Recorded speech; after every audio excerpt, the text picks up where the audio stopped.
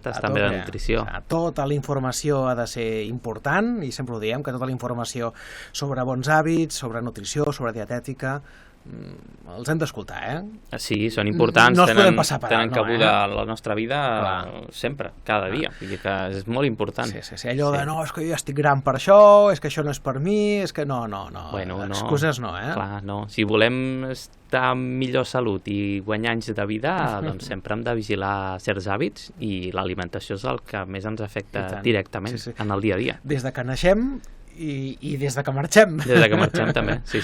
No som el que mengem. Exacte, sí. I és la base. És la base. I després hi ha més àmbits, no? També, que a vegades també aquí tractem d'activitat física i de més, que al final va tot una mica lligat, però sobretot la nutrició és un aspecte clau, perquè estem constantment menjant, no? I què ens portem, no? Què mengem? Quin missatge li estem donant al nostre cos amb això que estem menjant, no? I saber una miqueta, unes bases, no fa falta tindre tampoc un màster, però home, tindre unes certes bases és important, i avui en dia més perquè, doncs, com ja hem parlat, no? Que hi ha molta desinformació també, i a vegades, o amb tanta informació, al final acabem més confosos. Clar, un bombardeig constant de la indústria alimentària, de certs productes que ens fan creure que són saludables quan no ho són. Correcte. L'abús de certs productes que són molt bons al gust, però molt dolents nutricionalment, molt perjudicials. Exacte. I cada dia hem de lidiar amb això, és que realment és cada dia. Em surt la paraula putada, no sé si es pot dir, però certament és així, Exacte, sí, hem de lidiar amb això. Sort que tenim els nutricionistes, els dietistes que s'encarregueu justament d'aquesta tasca, Cristian? Tasca, sí. Abans no ho feia, només em dedicava a fer consulta, però també m'agrada donar aquesta veu no només als meus pacients, sinó també general, no? També. Cosa que t'ho agraïm. Dius això que tens consulta, el Vendrell és consulta, això sempre ho hem de recordar a l'audiència, la gent que ens escolti. Passo consulta els dimecres al carrer de les Flors número 40, em poden trobar, i si no, doncs fàcilment al buscador posen Cristian Fernández nutricionista, i ja els hi sortirà tota la informació per contactar amb mi, si volen, o per si volen una assessoria, sense cap problema. Molt bé, si volen això, acabar de fer consulta amb tu, que ho facin sense problemes. Molt bé, sí. De què parlem avui, Cristian? Doncs havia portat avui un tema que a vegades també em trobo consulta, i és l'augment de pes, de com guanyar pes. Vaja. Sí. En aquest cas, com guanyar pes saludablement, no? A base de massa muscular, no? Sí.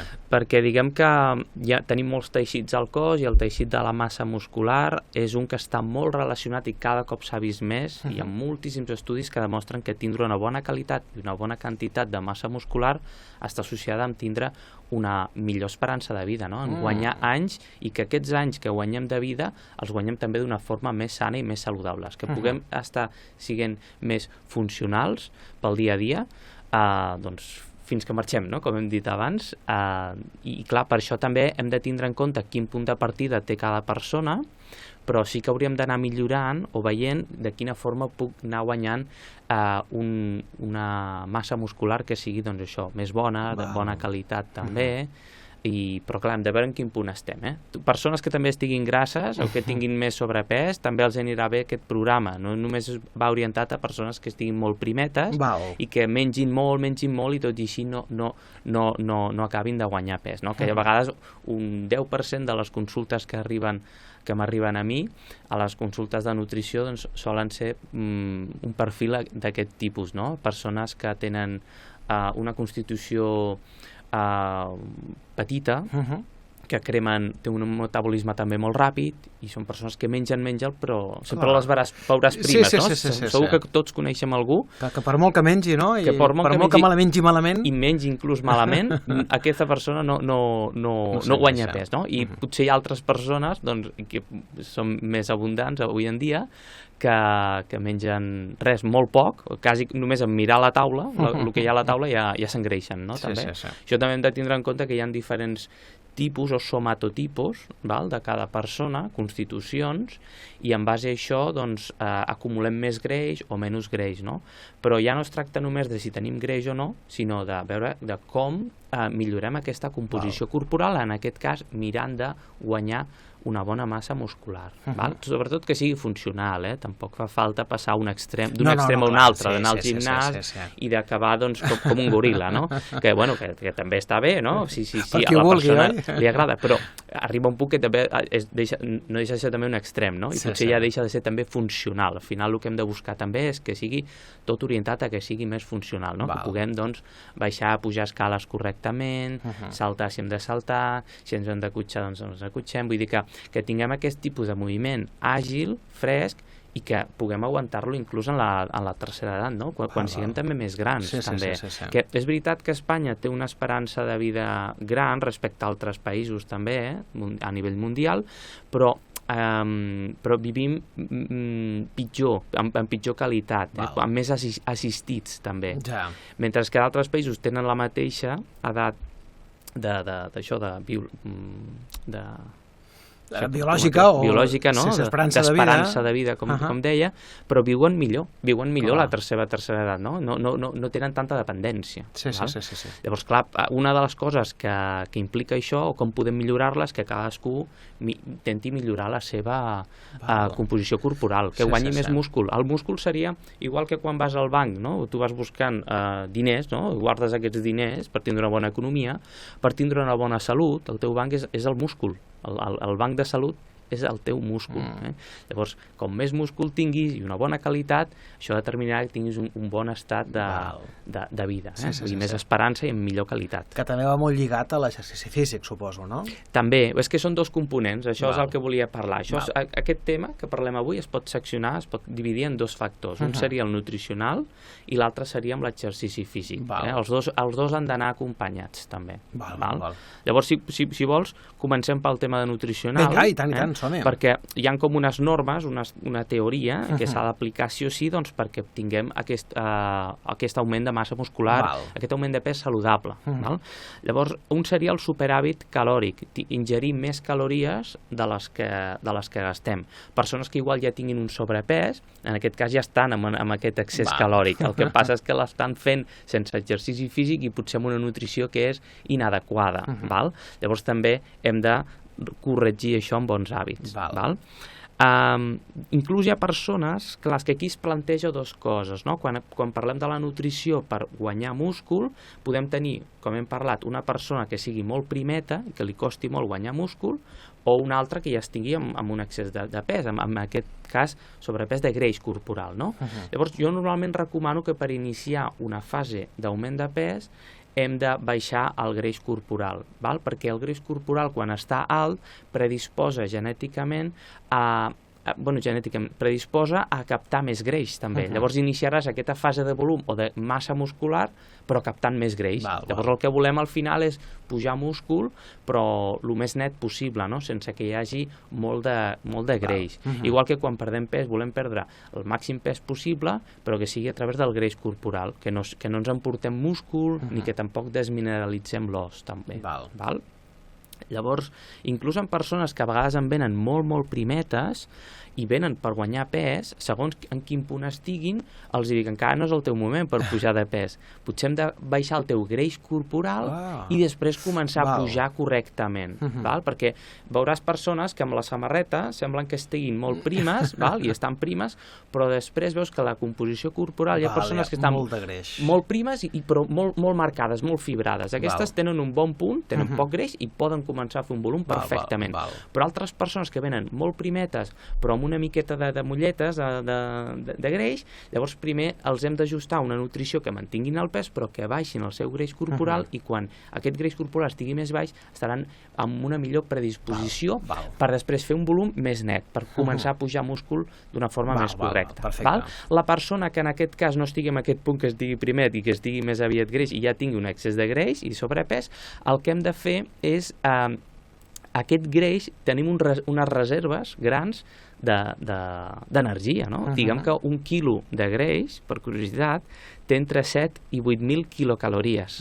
Un fotiment de calories que tenim, imagina't, només amb un quilo de greix. Amb un quilo hi ha unes 8.000 calories de greix corporal. Llavors, clar, com tenim tota aquesta reserva d'energia, la podem utilitzar per anar cremant i aquesta energia la transformem en fer exercici físic. I aquest exercici físic és el que ens farà després guanyar múscul. És així el procés, eh? Vull dir, no existeix això de, bueno, pues convierto la grasa en músculo, no? Converteixo el greix en múscul. No, això no existeix perquè són dos teixits diferents, però pots utilitzar aquest greix, que és un acúmul de reserves, que amb molta caloria, moltes energies, per tu fer exercici físic, l'aniràs cremant i aniràs guanyant múscul. Això és el que es diu una recomposició corporal. Això és el que es diu recomposició corporal. Que persones que tenen sobrepès, obesitat o tenen un bon percentatge de greix corporal i no facin exercici físic o no tinguin un bo to muscular, serà més fàcil fer aquesta conversió també. Després donarem consells per persones que tinguin una constitució molt prima i els hi costi molt, molt, molt pujar de pes, perquè hi ha cosetes que els podem ajudar també. Jo consulto, treballo i em funciona molt bé. Més coses també, doncs menjar suficient proteïna també. Al final el múscul necessita la seva matèria prima, no? I quina és la seva matèria prima? És la proteïna. Llavors ingerir una bona quantitat de proteïna serà adequat per donar aquest missatge al cos de que ha d'anar pujant de pes, però en aquest cas que sigui en forma de múscul també. No em vull posar tècnic, però en mínim hauria de ser entre 1 o 1,5 grams per quilo de pes. Llavors una persona, imagina't, suposo, una persona que pesa 100 quilos, doncs hauria d'estar menjant entre 100 i 150 grams de proteïna al dia. Al dia. Quan parlem de 100-150 grams de proteïna, no són 150 grams d'aliment, sinó que dintre de 100 grams, per exemple, de pollastre, no hi ha 100 grams de proteïna. Hi ha més coses. Potser hi ha, d'entre 100 grams de pollastre, potser hi ha 15-20 grams de proteïna. I és en aquest compteig total de nutrients on al final del dia hauríem d'arribar a aquest percentatge, a aquest nivell, també per estimular. I després, un cop ja tenim que estem menjant més del que necessitem per generar aquest hiperhàbit calòric, perquè el cos entengui que ha de pujar de múscul, pujar de pes, suficient proteïna perquè sigui de múscul, i també hem de tindre en compte després els macronutrients que hi ha, també el greix i l'hidrat de carboni. El greix ens servirà també per anar pujant de pes més fàcilment, però sempre que siguin greixos saludables, com parlem aquí, i després l'hidrat de carboni, que ens donarà també més energia. Aquí també proposo, amb el tema dels hidrats de carboni, d'alternar també la freqüència d'ingestes. Em refereixo que podem pujar més la quantitat d'hidrat de carboni, com pa, pasta, arròs o patata, els dies que fem entrenament, però els dies que no entrenem deixar-ho més baixet, aquests hidrats de carboni, perquè com sempre dic i com sempre diem aquí, sempre aniran en funció de l'activitat física que fem. Però si tens un bon aport de proteïna i un bon aport de greix saludable estan pujant un hiperhàbit calòric, ingerint més del que tu estàs cremant, ja amb això ja guanyaràs pes. Li donaràs més energia i amb més glucogen muscular, que és com la pila que tenen els teus músculs, aportant més hidrat de carboni, i l'utilitzaràs pels dies que estiguis entrenant, perquè així en cada repetició o en cada moviment faràs una miqueta més d'esforç i això ajudarà que hi hagi més hipertròfia. Però els dies que no entrenis, doncs ja està, queda't més aviat amb proteïna, amb greix i l'hidrat de carboni més baixet.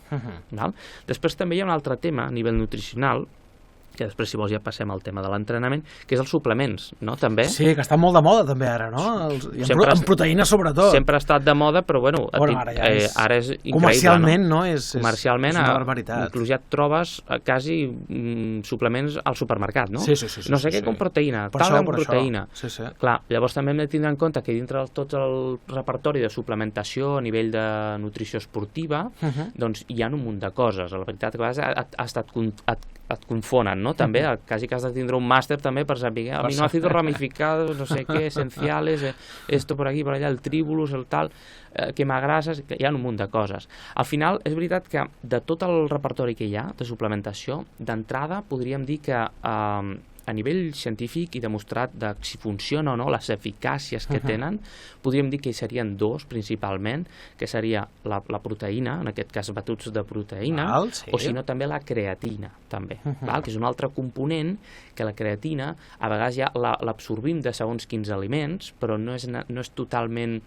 És difícil d'agafar tota la creatina que el nostre cos necessitaria per augmentar de pes, llavors a vegades l'hem de suplementar, val? I això el que fa és un nutrient que ens dona més energia en el moment de fer entrenament. I clar, dius, ostres, doncs a mi, si jo ja menjo, per què em necessito més energia? Clar, però en aquell moment potser necessites energia extra i ràpida, que és la que et dona la creatina, per fer una repetició més. I diràs, bueno, una repetició més no em suposarà tampoc. Bueno, a poc, dia a dia, o rere entrenament, t'ajudarà a anar guanyant més, no? Més quantitat de múscul també, si hi ha una tensió mecànica, com ara parlarem. Llavors tindries la creatina, una suplementació que pots prendre uns 3-5 grams diaris, com a suplementació, i també hi hauria el que és la proteïna, els típics batuts de proteïna. Però clar, dintre dels batuts de proteïna n'hi ha també diferents i diferents composicions. I ara més que mai. Clar, llavors també hauríem de veure o informar-nos bé quin necessitem i per això doncs potser l'ajuda d'un professional sempre és més ben adequada. Jo sempre recomano, inclús, fixa't l'ordre que t'he comentat, no? L'ordre és l'ordre d'importància. Primer l'hiperàvit calòric, després la proteïna, després els altres macronutrients també, fer aquesta càrrega o descàrrega d'hidrat de carboni i per últim valorar si necessitem realment fer una suplementació amb la proteïna o amb la creatina. Però no començar a dir, bueno, aniré al gimnàs i em prendré un batut o dos batuts o suplements, no? Ja, però com t'estàs estructurant les ingestes de dinar, de sopar, d'esmorzars? Primer és veure com està organitzada la teva alimentació i si està correctament i necessites un plus més, llavors la suplementació tindrà sentit posar-la, com la paraula indica. És un suplement, una cosa que t'ajudarà, però si l'altre ho tens bé. Ara, persones que mengen el que volen, van al gimnàs o fan exercici físic i després prenen un munt de potingues, doncs bueno, els potingues algú faran, però realment estàs començant per dalt de la piràmide, has de començar per baix, has de començar per baix. Aprofita que l'alimentació ja porta molts d'aquests nutrients, no cal buscar-los artificialment. No, perquè a més sempre vindran més processats, més adulcorats o d'alguna forma que estarà més processat i el cos tampoc ho integrarà. Clar. Sí. I bueno, això més o menys seria com les pautes, no? Les pautes a nivell nutricional de quines són les condicions que hauríem de tindre per generar aquest efecte anabòlic en el cos d'augment de pes en quant a massa muscular. Després també en quant a l'entrenament, no? Sempre anirà adaptat a qualsevol persona, persones que potser ens puguin estar escoltant que no han entrenat mai, o estiguin entrenant molt poc, o molt desentrenades, o que estiguin ja molt entrenades, no? Doncs adaptem qualsevol activitat física, o amb el que ara parlarem, doncs en funció de quin punt estiguin, no? Fantàstic. Però hi hauria en principi la tensió mecànica, que significa aplicar una certa resistència, o sigui, fer exercici de força. En aquest cas, fer exercici de cardio et pot anar bé a nivell cardiovascular o a nivell cardiorespiratori, però si el que volem és guanyar massa muscular, necessitarem fer exercicis de força. Com hem dit, adaptats, quan pensem en força no és anar al gimnàs directament i agafar les màquines, les mancuernes i tot. No, vull dir, simplement fer unes sentadilles a casa, pujar i baixar les escales, penjar-se en una barra també, vull dir, tot el que tingui una certa resistència ja aplicarà una certa força en el teu cos, no? I potser, recomano que si la persona no està entrenada, doncs que comenci amb el seu propi pes corporal i que després, quan ja ho tingui bastant bé, doncs que vagi aplicant després aquesta força extra a base amb més pes o a base d'anar al gimnàs o així, val? Després també, a part d'aquesta tensió mecànica, fer aquest exercici de força, clar, també haurem d'aplicar un mínim d'estrès metabòlic a nivell celular, estressar aquests músculs també, no? És el que a vegades sempre dic, si tu agafes sempre una pesa d'1 quilo, home, doncs al principi sí que notaràs que vas tonificant i que potser guanyes una miqueta de massa muscular, però al cap d'uns mesos, si continues amb aquesta mateixa pesa, doncs no hauràs estressat el múscul i no creixerà tampoc. Llavors, que a part d'aquesta tensió de força i mecànica, amb el pes, per exemple, sigui corporal o no, doncs que hi hagi un estrès també. Val? I per això, com hem comentat, aquesta sobrecàrrega progressiva, de quan ja agafo 1 quilo i ja em trobo bé, doncs vinga, va, n'agafo 1,5 o n'agafo 2, no? Llavors hi haurien diferents formes de fer aquesta sobrecàrrega progressiva en quant al pes per millorar la teva composició corporal, per augmentar de múscul. Posar més pes, és evident, no? Anar posant més pes. Anar augmentant mica en mica. Clar. Després també podem augmentar les repeticions, que potser si fem 10 repeticions amb el mateix pes, doncs mantenim el pes, però ja farem 2 més, no? 2 sentadilles més. Vinga, en comptes de 10 ja faré 12. És una forma també. Una altra seria fer més sèries també, si vull dir, doncs mira, faig 4 sèries de 10 sentadilles. Doncs va, ara faré 5 sèries de 10 sentadilles. Això també és una altra forma de fer una sobrecàrrega progressiva. I l'altra també seria augmentant el rang de moviment. En comptes de fer una sentadilla fins a la meitat, baixar només a la meitat, doncs mirar de baixar fins a baix, quasi tocant el cul a terra, per exemple. No? Doncs també serien aquestes 4 formes, no? Més pes, més repeticions, més sèries, o bé augmentant aquest rang de moviment que estiguis fent amb aquest exercici en concret. Val? I també, en quant a quins exercicis puc fer, doncs clar, també hem de veure que siguin exercicis bàsics que impliquin grans grups musculars. No serveix de res posar-nos a fer només bíceps, o fer només l'antebraç, o fer només el canell, no? No sé, un múscul molt concret, sinó que al principi necessitem generar una bona massa muscular i que sigui de diferents grups, no? Llavors, per exemple, coses com les sentadilles que hem parlat són genials, és molt complet també, del tronc inferior, el pes mort també del tronc inferior també és important, i per troncs superiors hi hauria l'esquena, treballar esquena, doncs fent dominades, per exemple, o també el press banca, també, no? El típic press banca per fer pit, però també podria ser fent flexions, també amb el propi pes corporal. Hi ha 50.000 tipus d'exercicis. Hi ha 50.000, però hem de veure quins són els que impliquen... Clar, en aquest cas, si fas flexions ja estàs treballant més grups, que no només estàs aïllant el pit, sinó estàs fent també tríceps, ombros, també treballes el que és la faixa abdominal, no? També treballes una mica la musculatura de l'abdominal, i després, si per exemple pots arribar a fer alguna dominada o començar només penjant-te, però ja treballes amb una barra, penjant amb una barra ja treballes un munt de moviment també, no? I després si pots fer alguna dominada, doncs estaràs treballant l'esquena, que és un múscul que té moltes capes, que és molt profund també, amb braços també, inclús també com he comentat, amb l'abdominal. O sigui que al final es tracta d'anar guanyant múscul, però a base de grups musculars que impliquin gran part del cos per aprofitar. I més endavant, quan ja tenim una bona base, si veiem que algun múscul està més fluix que un altre, doncs aplicar aquest grup muscular més aïllat, no? Doncs ja faig un curl de bíceps, no?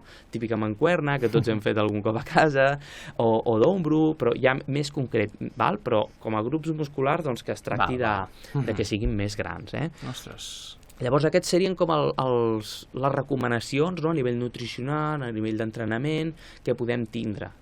I això ja la majoria de persones haurien de notar una molt bona millora de composició corporal i que anem guanyant múscul. Però després ja tenim això que hem parlat, no? Persones que tenen una composició o una genètica realment molt prima i que faran tot això i es veuran frustrats perquè no pujaran de pes correctament, no? Frustra molt a vegades també veure quan persones que s'impliquen molt en fer dieta i baixar de pes i a vegades no baixen i sembla que els hi costi, però realment pujar de pes, tot i que no ens ho creiem, hi ha persones que és molt, molt complicat. Llavors, què podríem dir amb aquestes persones, no? També doncs jo a consulta, quan treballo amb persones així, hem d'identificar quin grup estem, no? Perquè hi ha diferents somatotipos, no? Un és ectomorfo, mesomorfo i endomorfo. Això et sona? Sí, alguna cosa et sona com a rara, no? Sí, però algun cop sí que hem sentit a parlar. Bueno, sí. Endomorfo és com ho hem comentat abans, persones que només en mirar la taula, que hi ha a la taula i engreixen, no? Doncs que tenen un tipus de constitució o que processen l'alimentació d'una forma que s'ho emporten molt ràpidament com a greix, com a acumular greix.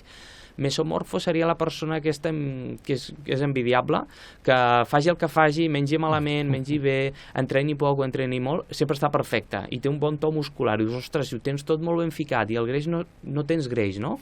O el tens molt ben repartit. No se't reparteix només a les cuixes, a les cames o a l'abdominal, no? Sí, a la zona de l'abdomen.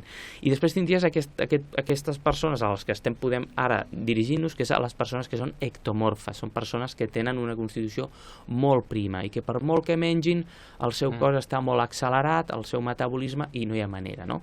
Clar, persones així han d'ingerir una bona quantitat de calories, però no és només jugar amb la teoria diu que si ingerim 500 calories més del que necessitem, doncs que al final de la setmana guanyarem mig quilo per setmana, no? I el mateix al contrari, que si hem de perdre pes, generem un dèficit calòric de 500 calories i al cap de la setmana haurem perdut mig quilet.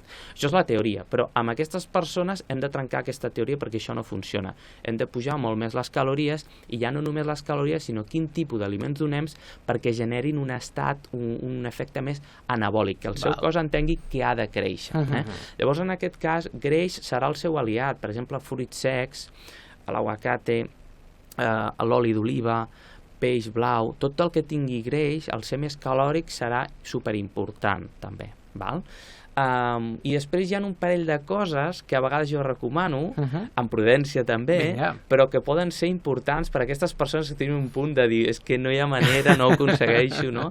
Són un parell de tips que venen agafats d'unes dietes una mica loques, d'Estats Units, val? Que una és la dieta GOMAD, G-O-M-A-D, que en anglès són les sigles d'anglès que es diu Gallon of Milk a Day. Llavors és un galon, que nosaltres tenim la referència de litre, però un galon de llet al dia. Un galon, saps quan és? No. Són 3,78 litres. Ostres! Se representaria prendre aquesta dieta, és una mica loca, de diu 3, quasi 4 litres de llet sencera al dia. Diària. Això és una locura, realment, i això no ho recomanaria, evidentment, però sí aplicar una mica aquest concepte i portar-ho i dir, bueno, doncs si no estic prenent gaire llet, doncs em puc prendre llet sencera, això sí ha de ser sencera perquè el greix que té ens fa créixer, doncs aquesta llet doncs de prendre, per exemple, mig litro al dia, per exemple, un parell de gots pel matí o per la nit, o entre hores, o arribar inclús a un litre. Això pot ser una bona idea, també. Per què la llet i la llet sencera? Perquè la llet sencera té un tipus de greix que genera aquest estat anabòlic i de creixement. Tots hem sigut bebès i hem nascut, ens hem criat amb llet materna o amb llet artificial, però independentment ha sigut amb llet, perquè aquest greix que té és el que promou i el que genera aquest efecte anabòlic de creixement. Llavors, per això la dieta aquesta, la GOMAD, doncs té una mica de sentit, però bueno, se'ns va una mica... Que els americans van molt a l'extrem, Ja sabem com van els americans, que ens van a extrems. Llavors, bueno, no fa falta prendre els 7,78 litres, vull dir 3,78, sinó més aviat, doncs, bueno, fer mig litre o litre i mig, o mig litre o un litre, per exemple. I persones que tinguin intolerància o els hi costi tolerar tanta quantitat de lactosa, perquè és veritat que té molta quantitat de lactosa, doncs la venen ja sense lactosa, li han afegit la lactasa. Una altra seria la dieta del DEAD, D-E-A-D, que és dozen eggs a day. Significa 12 ous al dia. Menjar 12 ous al dia.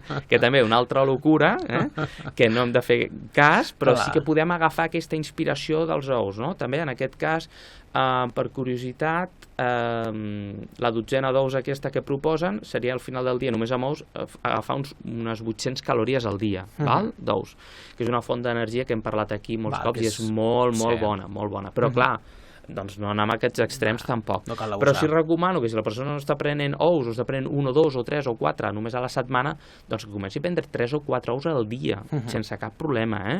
Bona quantitat de fruits secs, com hem parlat, mig litre de llet, per exemple, i 3 o 4 ous al dia, junt amb bona quantitat de proteïna, de greix i d'hidrat de carboni també, això seran com ajudes, petits tips que poden ajudar a veure que aquesta persona que sempre intenta pujar de pes, es pesa a la bàscula i sempre pesa el mateix, o inclús va perdent, doncs que pugui anar veient petits moviments. Fantàstic. Sí, això és a base, a priori, el que hauríem de mirar, amb el que hem parlat de mirar de guanyar múscul, amb la nutrició d'entrenament, i per aquestes persones en concret doncs, fer aquests tips de portar més fruits secs, més quantitat d'ou, o aplicar també dintre l'alimentació llet, en aquest cas que sigui llet sencera també. Fantàstic. Sí.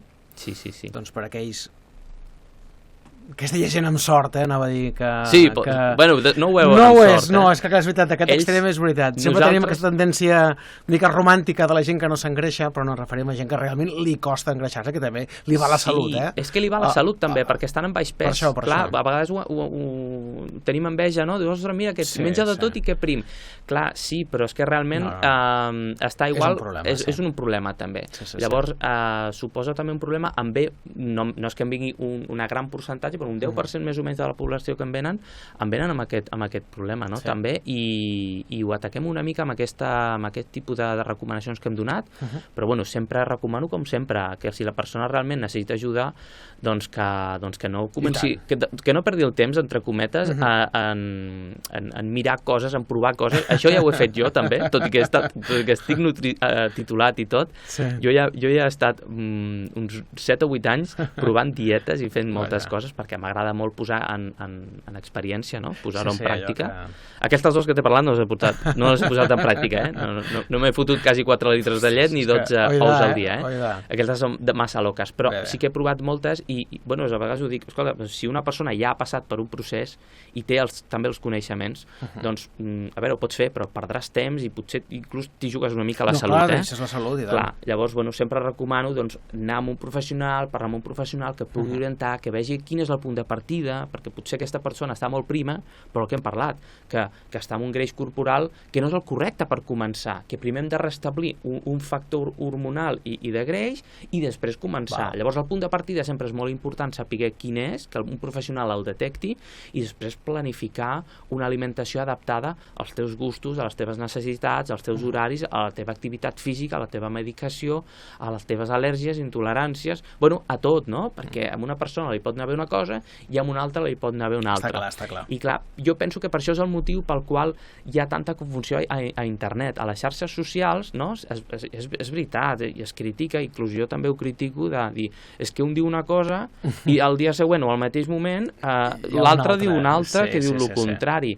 I ho entenc que pot haver aquesta confusió i la gent es quedi com, però aquí faig cas. Al final no has de fer cas a ningú, has d'anar amb un professional i que et digui realment el que has de fer per tu, perquè la recomanació que estàs escoltant d'aquella persona potser ho està dient per un grup molt concret que tu no formes part i en l'altre sí. Llavors, clar, això de la nutrició és prou important i prou extensa per això que dius, per això esteu els professionals, els nutricionistes, justament per donar aquests consells de manera més adequada, més personalitzada, que és la intenció principal. Sí. Llavors, per això volia dedicar aquest programa en dos aspectes, no? Com a primer, donar la importància que té el múscul, perquè ens ajudarà a tindre una bona qualitat de vida, a guanyar més anys i que aquests anys que els puguem viure els viguem molt millor també, i per altra banda aquelles persones que els hi costi pujar de pes, doncs donar aquestes recomanacions que hem dit. Llavors penso que és important i que qualsevol persona que ens pugui estar escoltant ho pot aplicar, tant d'una banda de guanyar múscul com de l'altra només pujar de pes, però també de forma saludable